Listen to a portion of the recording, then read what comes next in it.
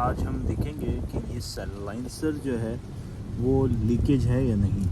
तो पूरी वीडियो देखें, शॉर्टकट बता रहा हूँ, बिल्कुल सिंपल। इसको एग्जॉस्ट लीक कैसे पता चलेगा, इसके लिए हम कपड़ा लगाएंगे। कोई भी एक कपड़ा लगा लें और गाड़ी ऑन करें। अगर कपड़ा हट जाता है तो लीकेज नहीं है। So simple. ये देखें, हमने स्टार्ट किया और ये कपड़ा कैसे बाहर फेंक दिया इसने।